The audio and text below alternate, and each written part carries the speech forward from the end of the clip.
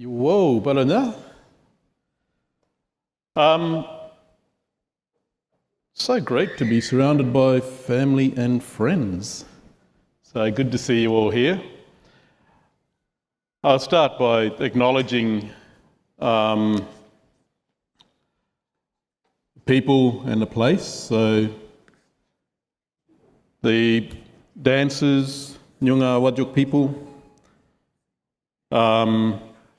other Aboriginal people from other parts of the country, and everyone who's here today, and those who are live streaming, I believe, through YouTube. Also acknowledging Diva Muir, my wife, in the audience, and other family and friends, so some Wangais and Nyungas and different people that I know. So a bit about me, just a rough intro. I'm wearing my t-shirt from the Mundaredi determination area.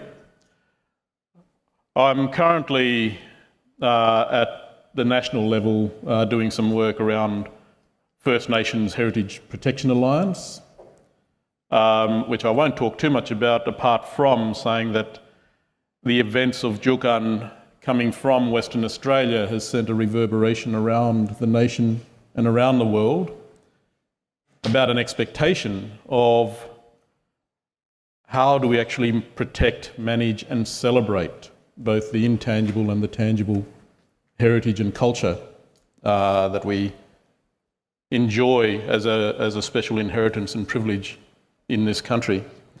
So through that process, seeking legislative reform and other mechanisms to ensure that heritage and culture is protected and celebrated. Also, in that role, I'm also chair of the National Native Title Council, which we will talk a bit more about in terms of the impacts of land restitution and the importance of property in the creation of wealth and value. And of course, in my own country, native title holder, both within the Dual and the Mundaredi, and more broadly in other places like Bidilibro and Mardu and other parts of the desert, which we'll see some slides on that as well.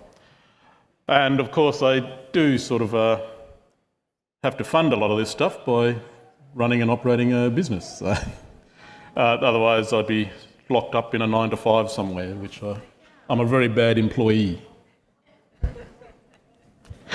So, that's the country that I come from. The little red dot, like, where do you come from? Okay, Western Australia. My mob are pretty much in the middle, the geographic heart of Western Australia. This bit of country, Mundaredi, is probably 200 kilometres east of the geographic centre of Western Australia. And we're one of the Mantjiltjara speakers, Mantjiltjara Nation. Special acknowledgement to the other Mantjiltjara families who've just had the determination in the Billa Nature Reserve last week. And I thought I saw Mr. O'Dell, who was the Principal Legal Officer at Central Desert Native Title Services, who helps facilitate and makes that happen. So yeah, that's where I'm from. I'll just start now diving into it. So First Nations in Australia. Between 1788 to 1901, we had an estimated 3 million Aboriginal people living in Australia. In that 113 years, the population went from 3 million down to 100,000. That's the impact of colonisation, imperialism, wealth extraction, all of those forces. Some of us were recipients of that, and that's where a lot of First Nations, Aboriginal and Torres Strait Islander peoples today, marginalised, dispossessed, excluded. Some of us are beneficiaries.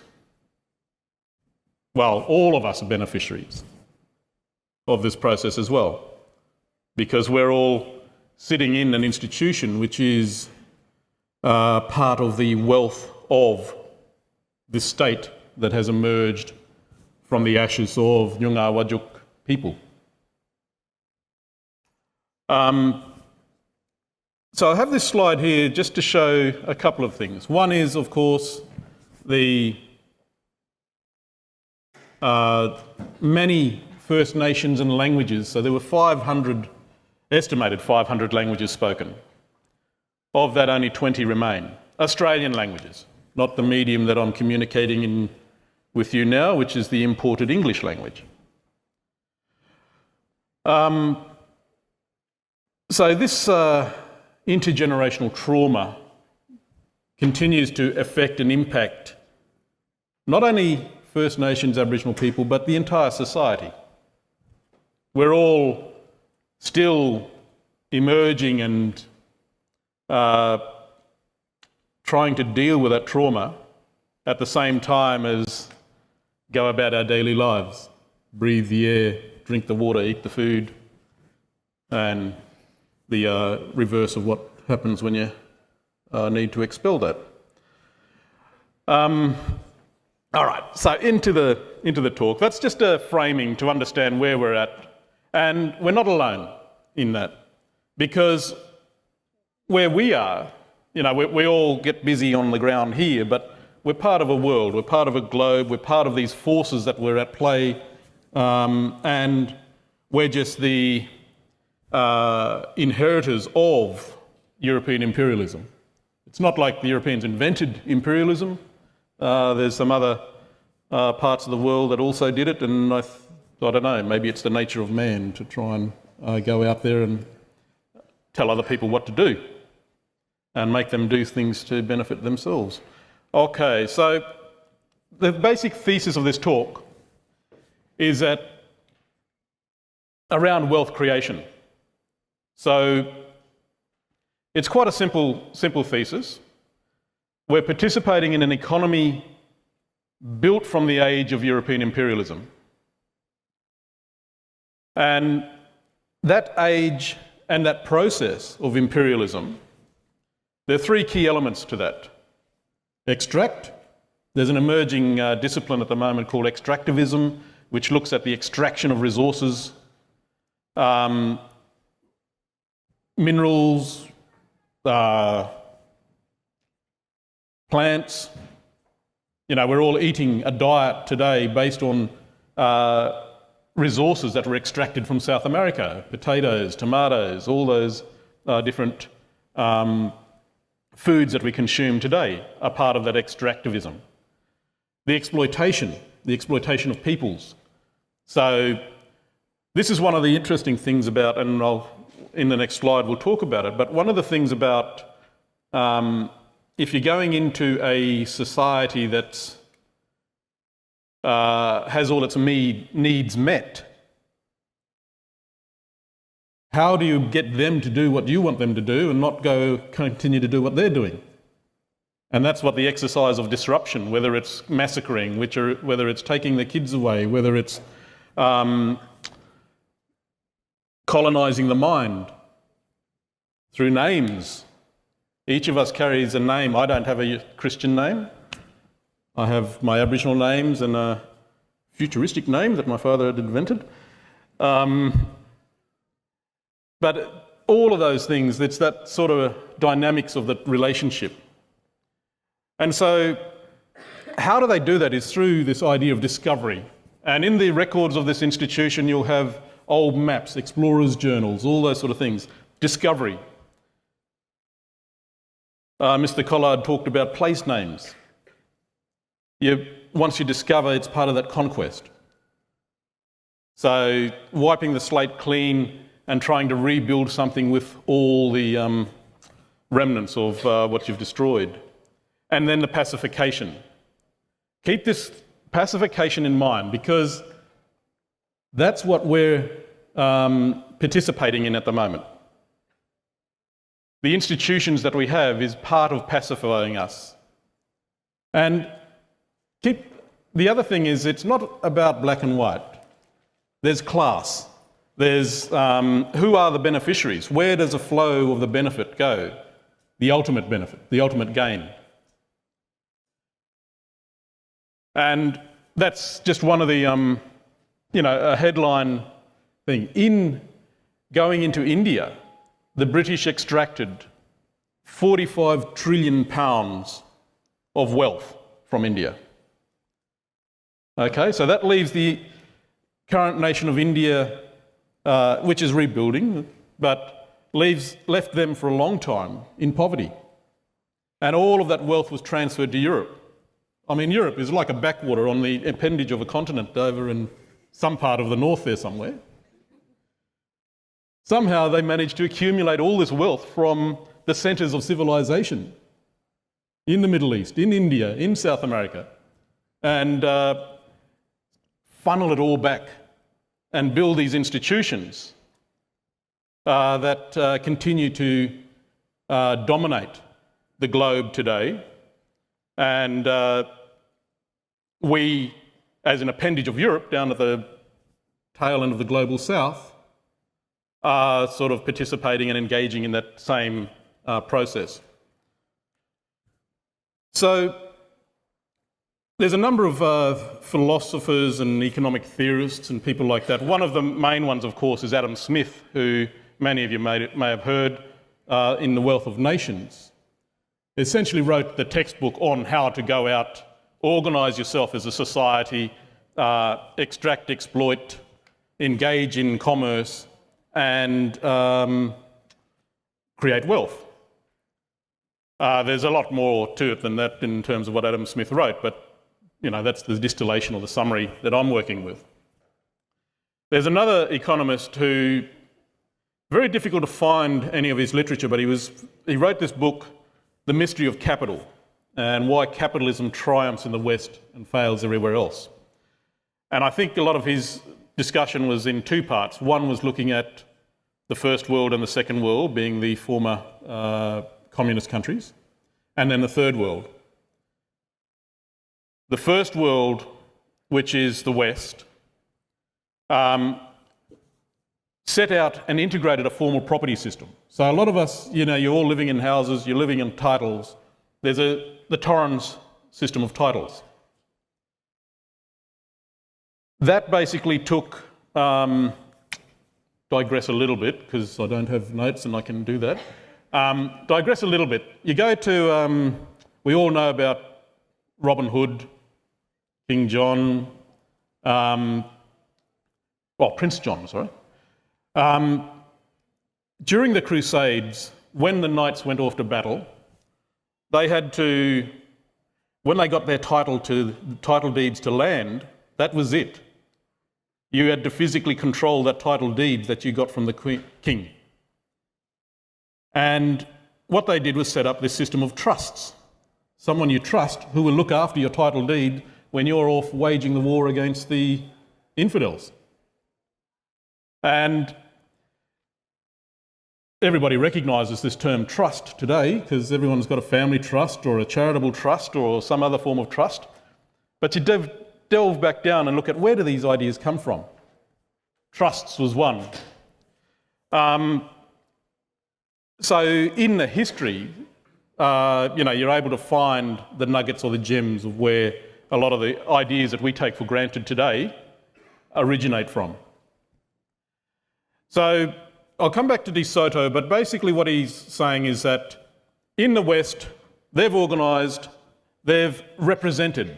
So the reason I was talking about trusts, it's a representation of an asset that you have. You've all heard things like derivatives and all these mortgages is a representation, a loan.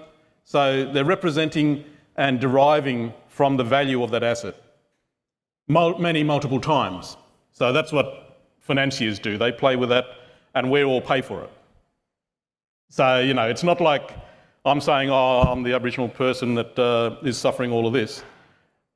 What I'd like you to do is peel away the onion layers from your eyes, cry for a while, stop drinking the Kool-Aid, and come to the point of realising that you're getting screwed as much as the blackfellas are. You're just happily getting screwed. We're not. So anyway, that's what is wealth. I'll jump on from that. So understanding wealth, this is a really tricky question. Have you ever asked yourself, what is wealth? Because when you start looking at it, there's all the smoke, there's all these mirrors, there's people will tell you that you can invest in this vehicle and you'll generate wealth, or, there's all these sort of things. What is wealth?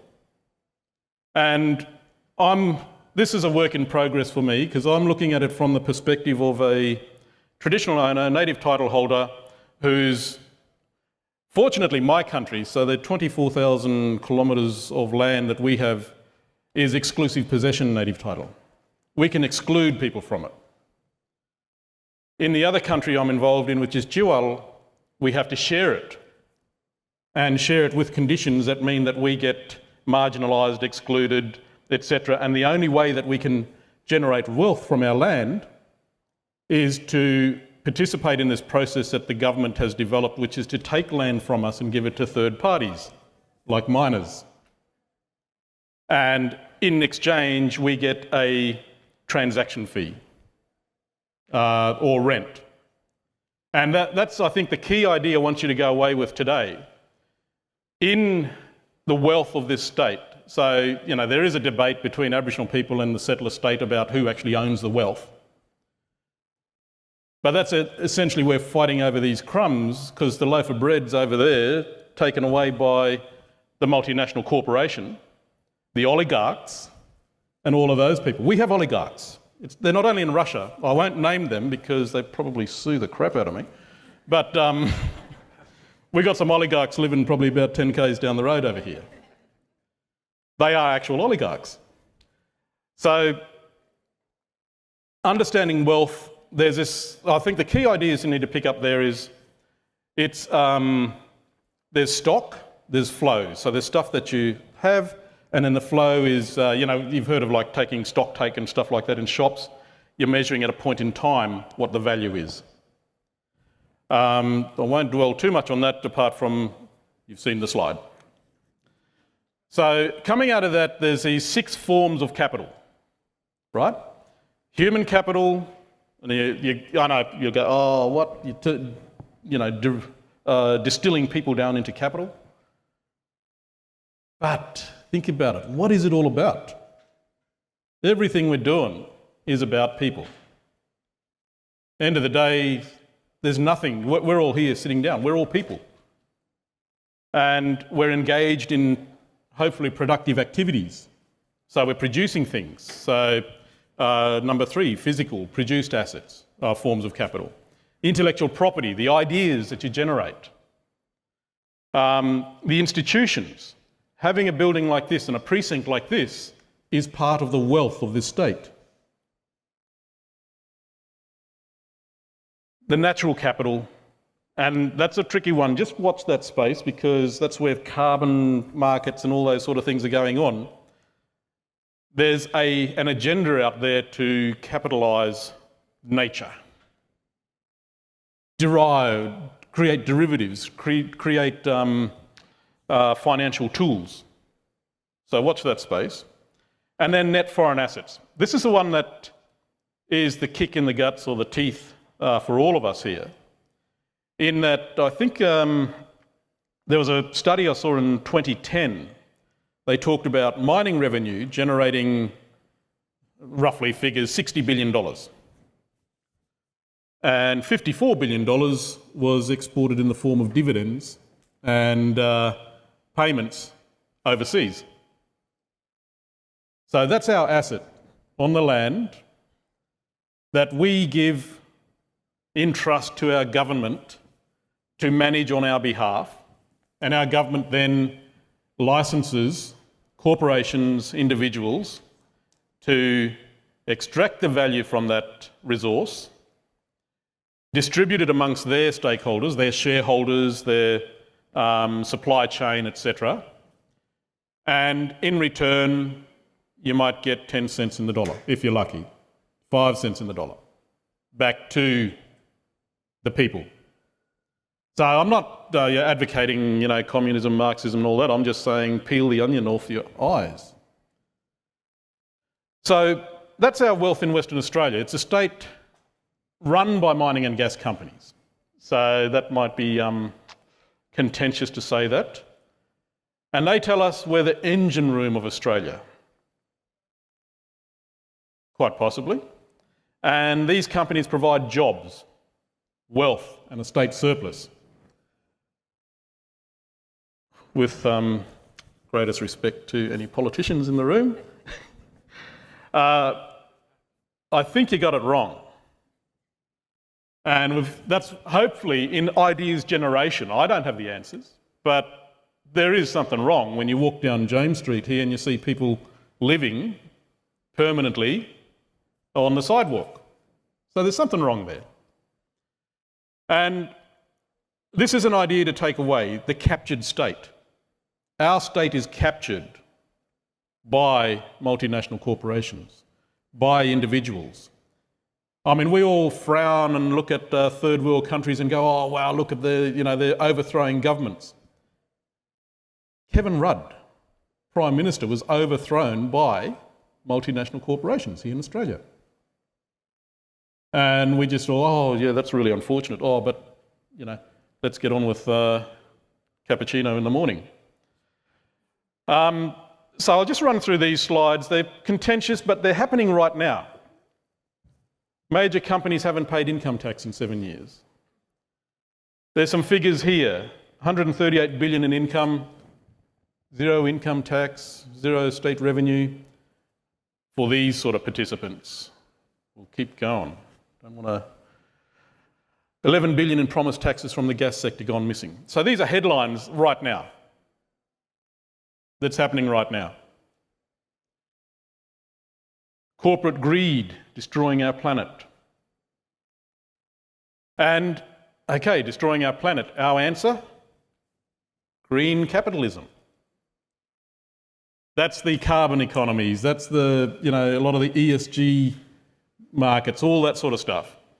Now, that's all very well, that's fine, but what is the role? So I'm looking at it from an Indigenous person, a First Nations, Aboriginal, Torres Strait Islander person. What's our position in that?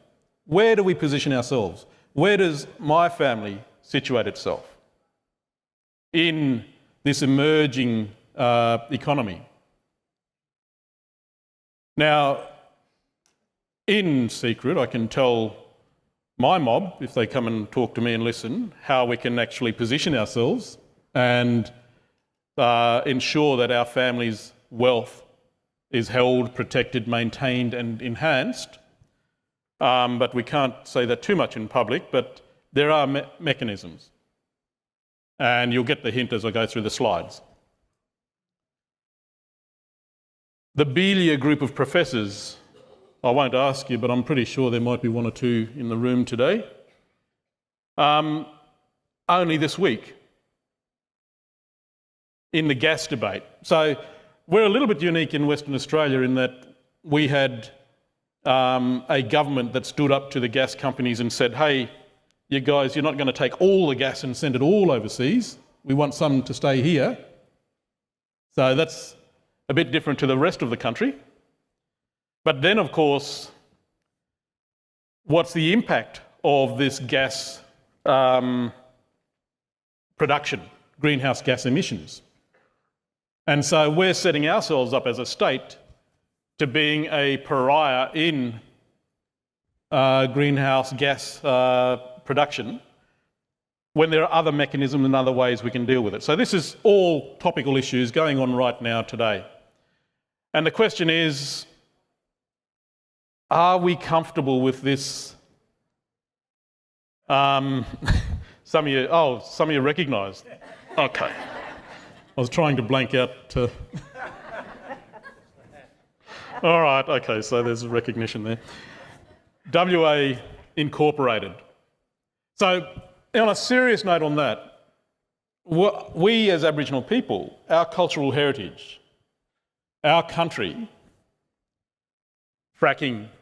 I mean, fracking. Has anyone ever looked at what fracking does? Yes, ban fracking. Basically, you destroy your water. For what?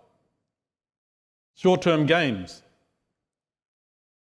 And this whole thing about the collusion between the state and industry couldn't be represented more starkly than in what happened with the Aboriginal cultural heritage, or how cultural heritage is managed.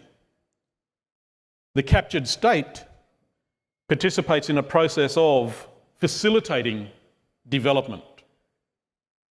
And then it sells the Kool-Aid, you're all going to get jobs from it. When we and Mantjiltjara people first bore the brunt of colonisation here in Western Australia, Governor Hutt, and I think it was in 1831 or something like that, 1829 settled, 1831, let's set aside Rottnest Island as now everyone knows it as a prison, but Governor Hutt's comment was, as a training centre. Does that sound familiar? All you blackfellas, you're getting trained all the time? Does it sound familiar? As a training centre, so that we might train them, the Nyunga Wadjuk people, in useful skills so that they may participate in our economy. And of course, the impact of the Rottnest Island prison and all those, I've got my mother's stepfather was one of the prisoners. They were all participating, and they actually underwrote the economic development of this state. The salt farms at Rottnest Island is one of the most critical industries in the very early days of this colony. So we bear the brunt, the full force of this colonisation. And nowhere is it more clear as in this statement. The social and economic interests of the state, and including the social and economic benefit of Aboriginal people. That is the decision the minister makes on whether to destroy an Aboriginal site. And our former Minister for Aboriginal Affairs, it's in the Hansard record, was proud of the fact that the state of Western Australia facilitated the destruction of Aboriginal heritage at a 99.9% success rate for industry. Now, this is highly complex and I won't go into the detail of it, but there is something fishy, something rotten in the state of Western Australia. And Festival of Ideas, go away and look at it. So the two key things, stop drinking Kool-Aid, peel the onion layers from your eyes. Right. So on that note, I'll just go into delving down a little bit now into what is wealth in First Nations. I'm proud to come from a hunter-gatherer-based economy. In that hunter-gatherer-based economy, which is most Aboriginal and Torres Strait Islander people, but, there are people who live on the coast as well, or rivers, they eat fish. I don't know why, but they eat fish. Some of this mob that eat fish, they got some pretty cool little mechanisms in place. So they built things called fish traps.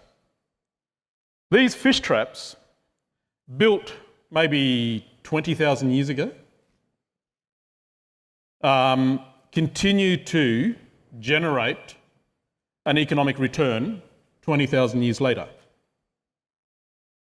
So, we got this whole thing, the mindset that goes, Aboriginal people are so primitive, they didn't invent the wheel. Hello? What's going to pull the wheel in Australia? A kangaroo?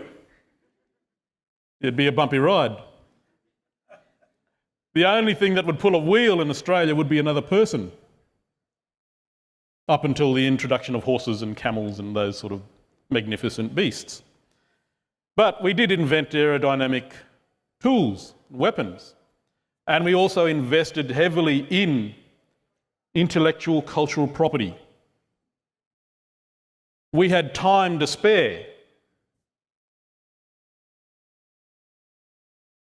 Silens, an anthropologist, went into this and basically said hunter-gatherer people are one of the original affluent societies. You get into physical anthropology, all of us here, basically we are built to be hunter-gatherers. That's why the gym junkies go off and drink a lot of protein and work out a lot, because we're built to be active. I'm guilty of not doing that, but we're built to be that way as humans. And that's because we are originally hunter-gatherers. Horticulture, farming, have transformed landscapes, transformed intact ecosystems, converted it, resulted in desertification, environmental impact. So that's still happening, and it's only recently that we've gone on that journey. Key point there, go away with, in archaeology they say that agriculture was invented in 3 places in the world about 10,000 years ago. I think, I can't remember that, Indus, no, the river in India, over in Indus, I think, and then there's the Tigris, Euphrates, there's the other place. What's the third one then? Okay, audience. Where's the third place that agriculture was invented? Very close to here. No. Highlands of Papua New Guinea. Okay?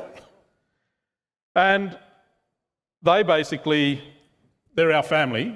Australia was once one with New Guinea before global warming, so that's another side.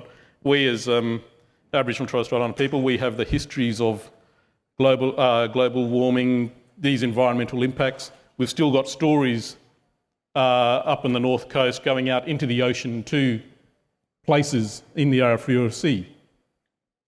So we were one of the original affluent societies, consuming like 93% protein. And it's not all meat. So back home where I come from, a lot of the meat is in trees, acacia trees and plants like that. So it was all in the seeds as well. And that's why we have grinding stones all over the outback. So coming back to fish traps, applying an economic metric on it, some people organised themselves 10, 15, 20,000 years ago. They built a fish trap. Then they went away and sat under the tree, made paintings, sang songs, made love, etc.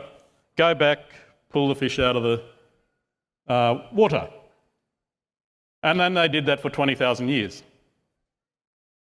So for an engineering feat, I'm no good at maths, but work out the return on investment. ROI, as they say. So they're the sort of things in terms of our customary wealth and our customary capital. They're the things that we already hold. It's just been, we've got onion layers and Kool-Aid. So one of the methodologies is this guy, De Soto.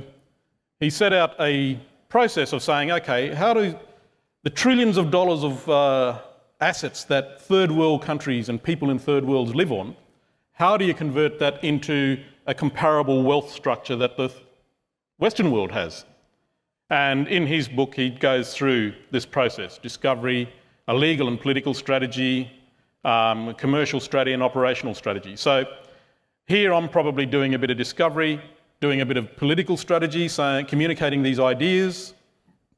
We also have a legal strategy in the native title process, and I'm talking to you, Mr. Tucker, in the native title process where you secure recognition of your land and then understand and appreciate and value what it is that you hold, and how do you then articulate and engage, negotiate with the world around you. Onto this slide, just giving you a quick snapshot. So when our mob were off, you do a little bit of work here, maintain a site there, you do a ceremony over there to bring back more plants or animals, then you sit down and you engage in the production of cultural capital. That's what Aboriginal people have been doing for thousands and thousands of years. And part of the production of that cultural capital is defined by these complex social relationships. So we live in a social universe of relationships with each other, relationships with the spirit world, relationships with the land, and we maintain that spiritual relationship. It's their family. So it's a kinship-based understanding of the universe. So Tjogurba, or dreaming, the spirituality, is the core. That's the thing that wraps around it all. Spirit, in terms of emotional well-being, spiritual, all those sort of things, the spirit, confidence. That's the one thing that, confidence is the thing that really sort of makes a difference in how you interact and engage with the rest of the world. So it's a human thing. There's going to be people out there who are going to undermine your confidence because they have something to gain in you not reaching your full potential.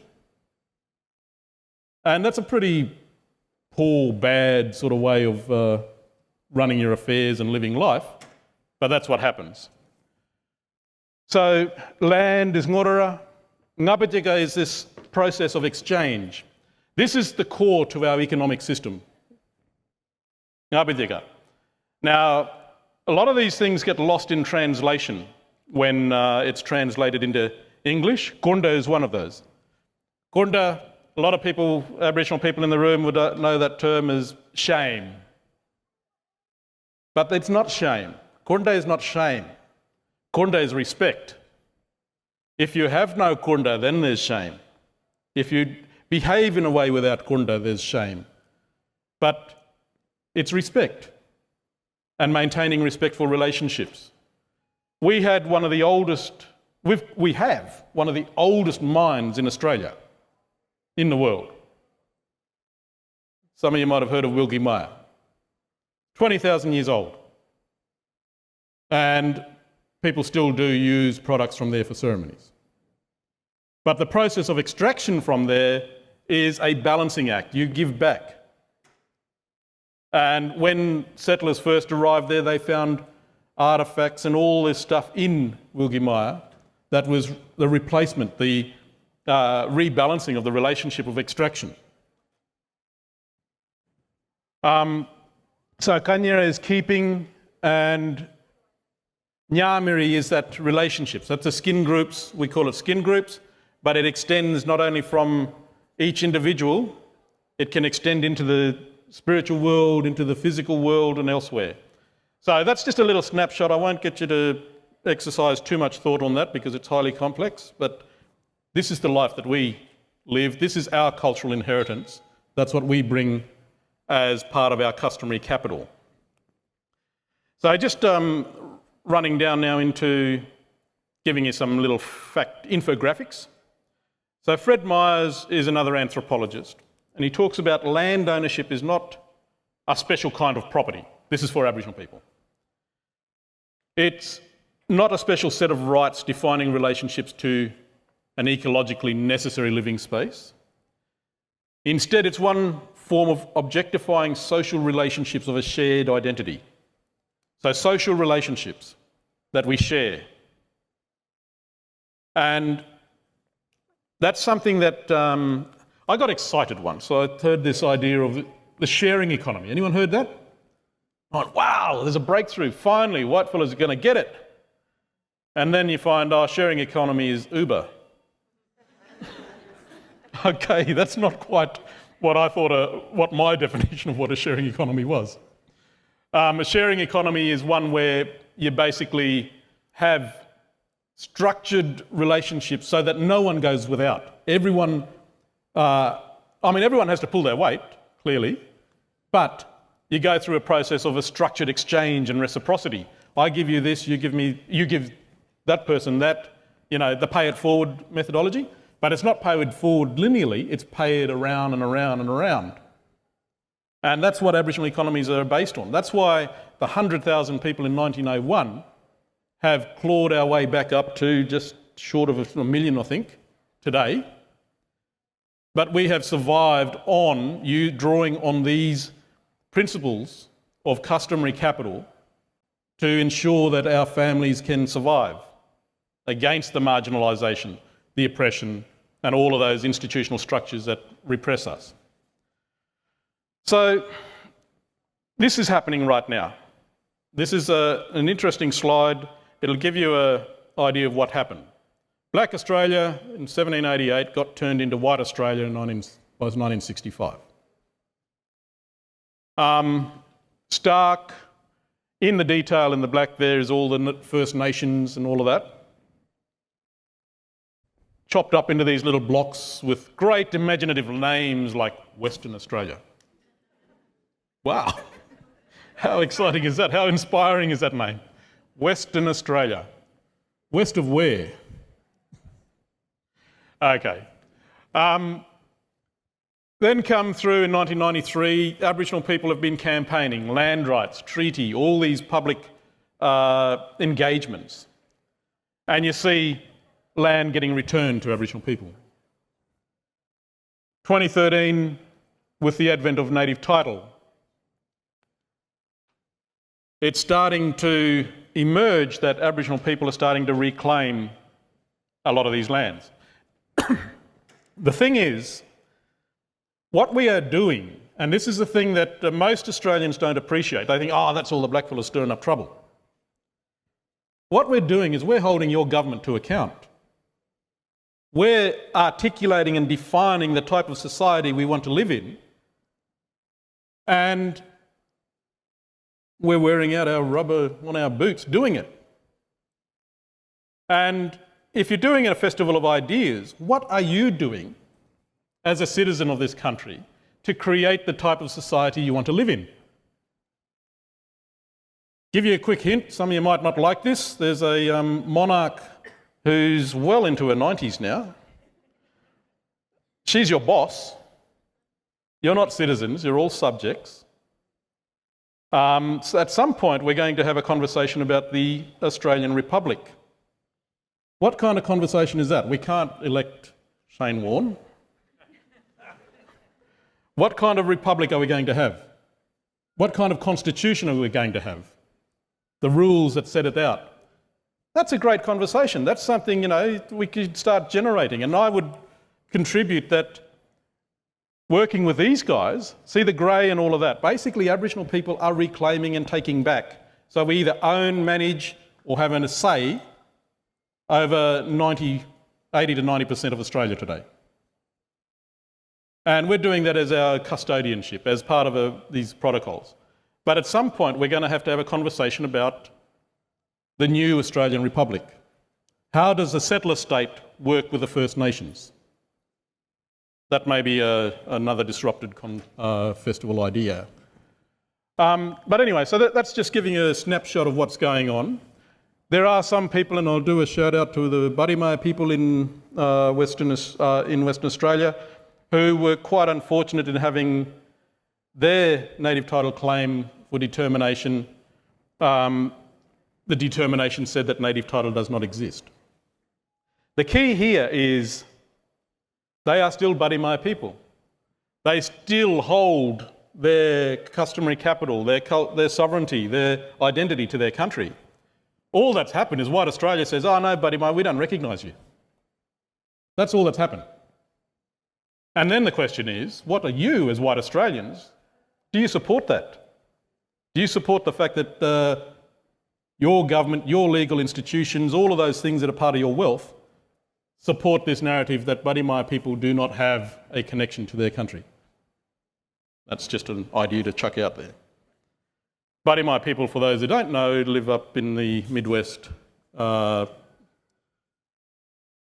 Magnet, that part of the world, Lake Moore, that part of the world. And presumptuous of me to speak for them, but I thought, given I've got a stage and native title does not exist, I'll just chuck it in there. So how do we compare? Coming back to that idea of the forms of capital, there is a, as native title holders build up their social infrastructure, we're starting to design these matrices, sustainability frameworks. So in a native title determination, so this is the thing, this is what Aboriginal people are saying to the state government and to the people of Western Australia. We can work in partnership with you. We're the front line. We're at the point at which industry is taking our land and government is taking our land and giving it to industry. We can have agreements to keep that wealth back on country. And that's what we're doing. We're actually, a lot of the employment arrangements means that our people are employed, they're generating money that they then spend at the local shops. So there needs to be a maturity in the conversation with industry, with government, and with native title holders and the people of Western Australia on how do we position ourselves and define ourselves in relation to the world. So that's just a table showing, if you can start, and I won't go into it, but if you can start looking at the ways in which we manage and handle these forms of capital in our interactions. So that's, a little bit of complex sort of stuff that we're working with at the moment, but it's keep an eye on the Goldfields region as we get our native title determinations settled. There's going to be some interesting relationships formed out there. So exciting or interesting times ahead, so borrowing on the Chinese phrase of may you live in interesting times. And we are the state of excitement, apparently. I don't know whether we're in the state of excitement or we are. But there are things that are going on. Climate change, financial sector expectations, ESG, that's the environment, social governance structures, which are basically, this is a runaway train. The financial boys are actually running in and trying to define what that means. It's up to civil society, it's up to people who are interested to get out there and determine what the definitions are and how does that translate into practical implications for all of us in the society that we want to live in. So there are new social, political and economic relationships. I mean, windmills are popping up everywhere, for instance. One of my old aunties said, we're going to be like Holland. We're going to have windmills everywhere. And mustn't lose sight of, the things like closing the gap, the Millennium Development Goals, those sort of things. How does the extraction of wealth from Western Australia result in meeting and satisfying and looking after the people?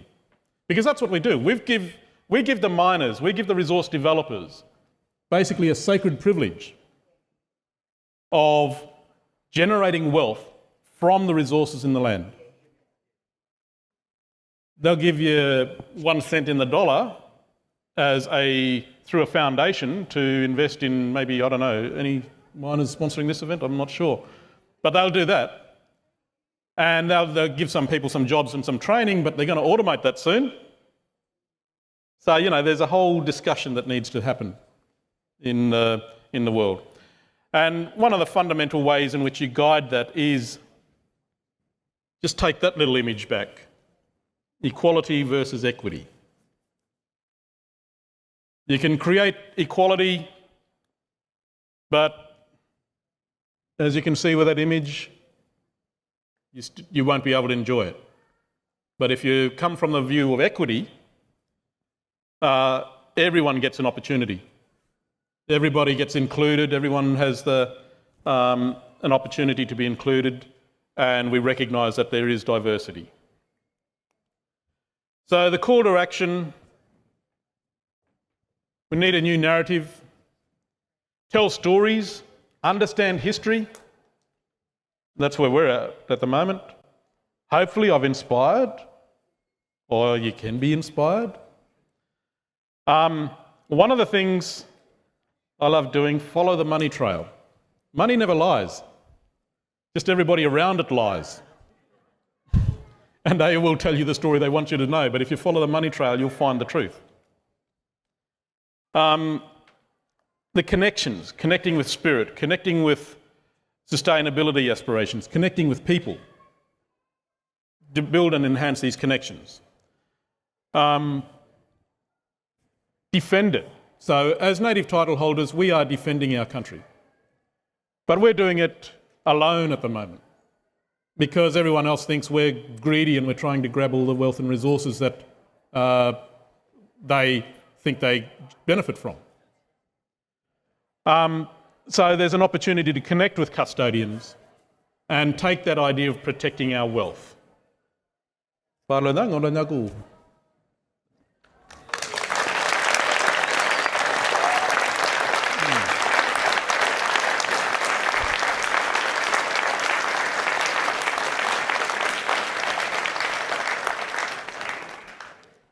Apparently there was opportunity for questions, but or have I gone over? Yep. Very inspirational, Kado, and interesting, what you're saying, that, the economy of our country has to respect our Aboriginal. But what I want to ask you is, the Australian identity is one thing that it's starting to grapple with, and our heritage is on the other side of that. When does those two connect about looking after this country? And how can we make sure that it stays in that sort of philosophy that the Australian identity connects with our heritage, so that we can look after this country together? You ever thought about that? Good question. So when do we get to that point? And I would say we are on that journey. We're getting there. So we're having welcomes to country. We're having these performances. We're having that opportunity to participate. I think we just got to start thinking a little bit deeper and bring some intellectual capital. So think about these ideas of capital. What's the capital you bring into it? But where do you want to go also? So do we want a segregated society? Do we want an inclusive society? Do we want to celebrate diversity? Do we want to make everyone look the same, feel the same, be the same? So they're all the big questions. And, there are people out there actively trying to set that agenda, but it's up to people to actually respond and, do something about it. Yeah, I just found it interesting when you're talking about the natural history and the mines and that sort of thing. It's that, it got me thinking about how in France the Notre Dame cathedral burnt down, and it was, they could actually replace that. But what we don't actually realise is that we've got all this natural history in Australia, and when that was blowing up, we can't just recreate that same natural history again. And yet when a cathedral, France, gets burnt down, oh no, there's a big, everyone's jumping up and down about it and fundraising to get that restored. And we've got so much great history in Australia, but because it's natural history, doesn't seem to be as much importance placed on that. No, that's absolutely the point. There's this whole discussion around intangible and tangible heritage. And so that's one level. The other level is heritage is being run in a development approvals process. So that's our interaction with it, because it's all about, heritage is an impediment to development. We want to be able to extract these resources. Whereas we should be, let's celebrate that heritage. Let's look at the fact that Djulkan caves, 40,000 years old, I think it was 4,000 years worth of direct connection to the current traditional owners in the DNA. 4,000 years ago, that's when they were building pyramids. So we were engaged, all this culture that we hold in Australia come from way, way, way before, and it continues to be relevant and part of the life of people today. So that's the thing. If you want to disrupt, flip it on its head, let's start celebrating Aboriginal culture, take it out of the development approvals process, invest in our songlines, invest in our stories, invest in the opportunity to come together to actually participate in the cultural capital and the knowledge creation that we engage in.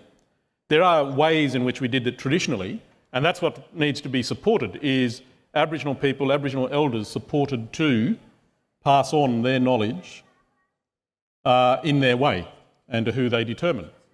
So, yeah, thank you for that.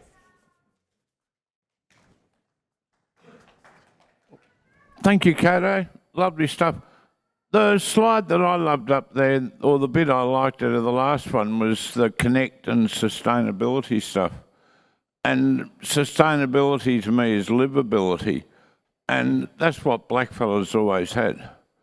So how do we compare the differences between whitefella sustainability and maybe real sustainability, which seem to focus around the difference between culture and economy to me?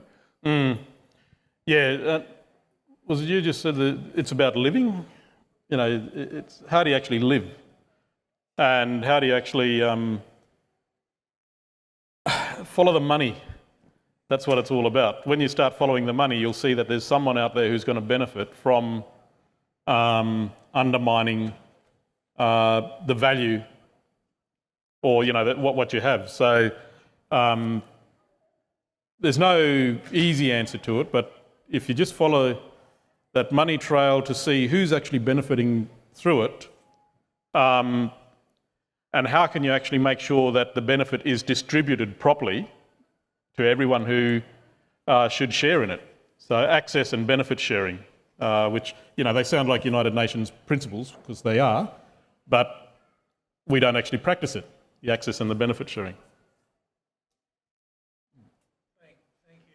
Can you hear me? Yep. Thank you for speaking truth to power. It's always lovely to hear that. And I wondered if you're familiar with David Graebener and David Wengrow's new book called The Dawn of Everything, which is terribly relevant to the dominant narrative being destroyed and replaced by a better one. In other words, they're archaeologists and anthropologists who show that the origin stories, which are still dominant here, you know, the stupid savage, shall we say, and all that ramifications from that, are questioned by recent anthropological research, which shows that our ancestors were smart and intelligent in some of the ways in which you indicated for Aboriginal people. But across the world for thousands of years, they have been smart, intelligent, wise, imaginative. So getting rid of that thought might help to change the dominant narrative which we're still imprisoned with. Yeah, no, thank you. Yeah, I'll take that as a comment, yeah.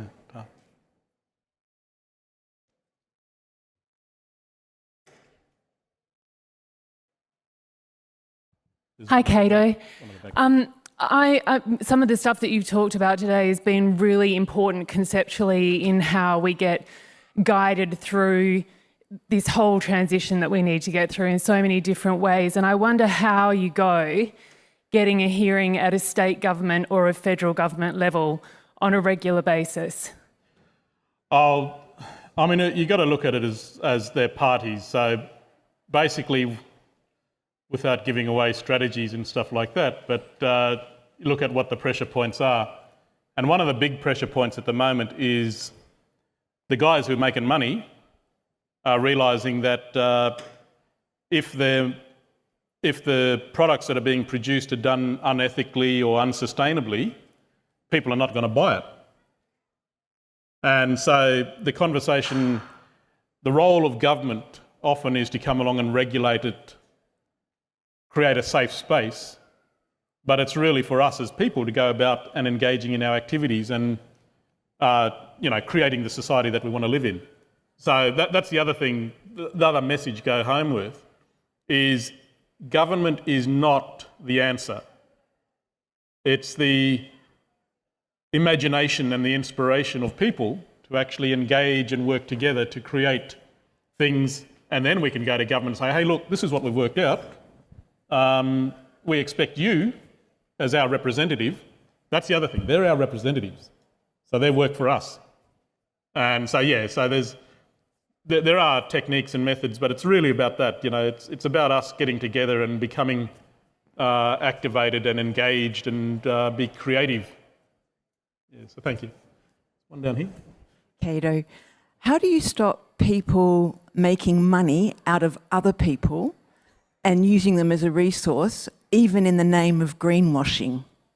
Oh my goodness.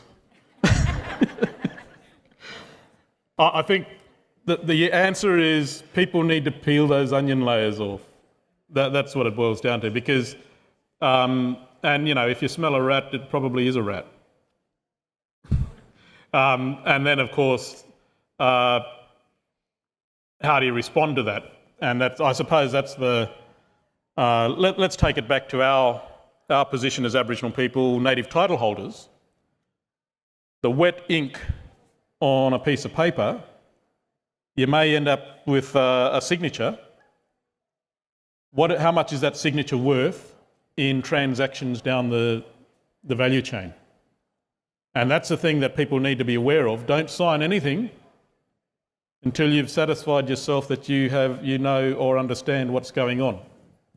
And it's also your, and I'm talking to the Aboriginal people in the audience, but your advisors, you need to get your advisors educated so that they can give you the best advice.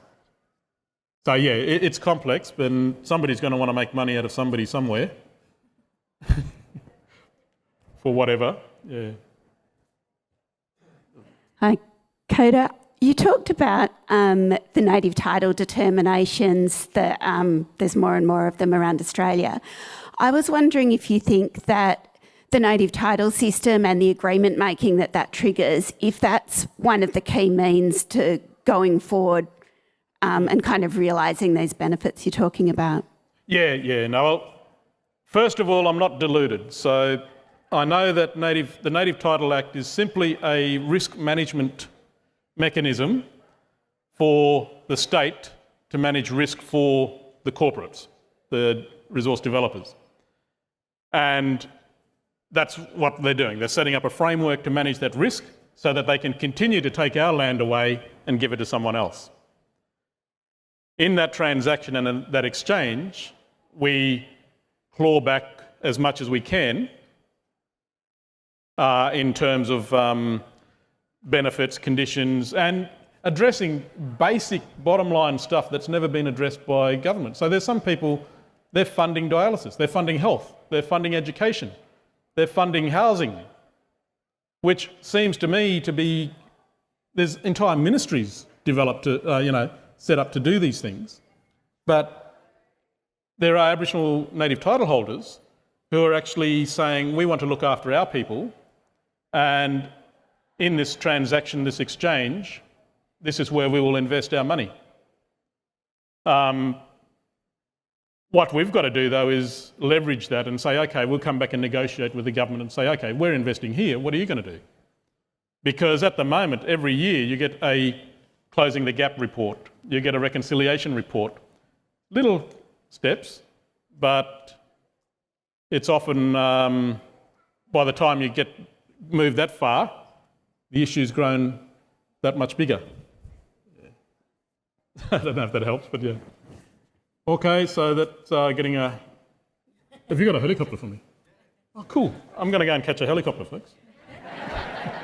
All right, thank you.